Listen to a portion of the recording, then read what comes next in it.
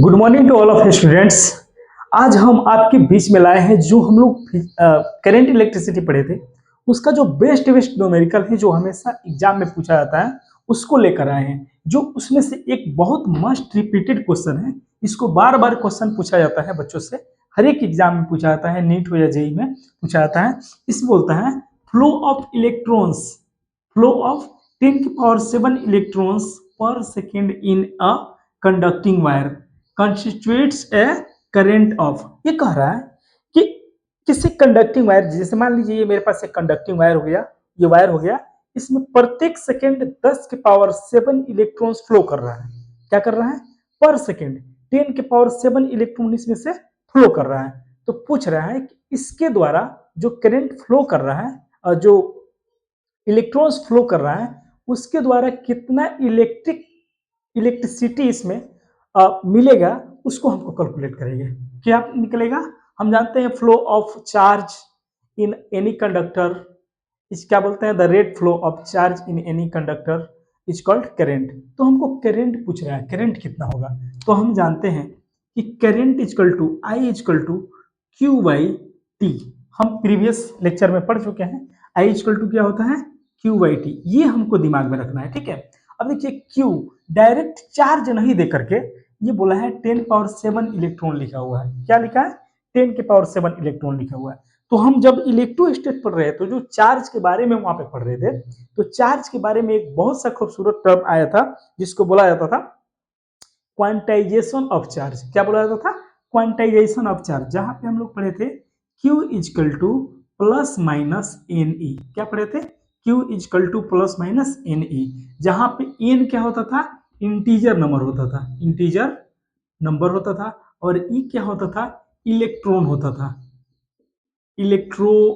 Electronic लिख देंगे, electronic charge होता था। क्या होता था बाबू?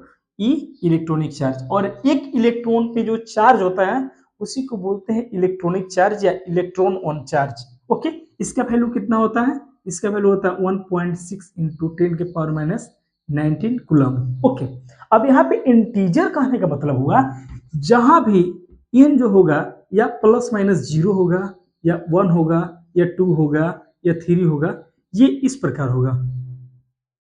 क्या होगा?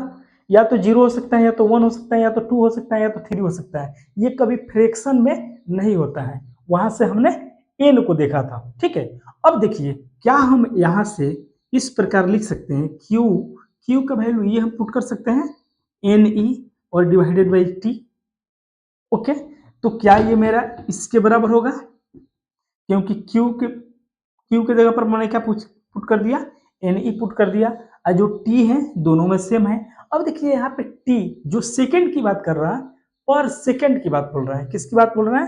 पर सेकंड कितना उसमें इलेक्ट्रॉन फ्लो हो रहा है वो दिया हुआ है 10⁻⁷ ई। ओके, अब दोनों जगह टी क्या है मेरा? सेम है, तो टी को उड़ा देंगे। अब देखिए यहाँ पर क्या होगा? एन बराबर क्या है? एन बराबर 10⁻⁷ है, इसको लिखना है एन। यहाँ पे क्या लिखेंगे? 10⁻⁷। ये एन का वैल्यू हो गया।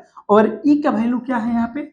1.6 इंटू 10⁻⁹ 1.6 इंटू 10⁻⁹। ओके, अब ये हमको क्या देगा? ये हमको करंट देगा। क्या देगा? करंट देगा। अब इसको जैसे हम मल्टीप्लाई करेंगे तो देखिए 1.6 हो जाएगा, और ये देखिए 10⁻⁷ है, और ये कितना है? -19 है। तो इसको ऐसे ऐड करेंगे। ओके, तो क्या मेरे मिल जाएगा? 1.6 इंटू 10⁻⁻12। यही एम्पियर हो जाएगा। इसी के बारे में पूछ रहा था। कितना आएगा? यानी 7 - 90 करेंगे तो कितना आएगा? 12 आएगा। यानी जो कॉन्स्टिट्यूट्स ऑफ करंट होगा वो कितना होगा? 1.6 इंटू 10⁻⁹। यही मेरा कंस्टिट्यूट ऑफ करंट होगा। तो यही पूछा गया था। ये क्वेश्चन पढ़ने के लिए सबसे पहले हमको क्या पढ़ना पड़ेगा? क्यू का वैल्यू निकालना सीखना पड़ेगा, जो हम इलेक्ट्रोस्टैटिक्स में पढ़ चुके हैं।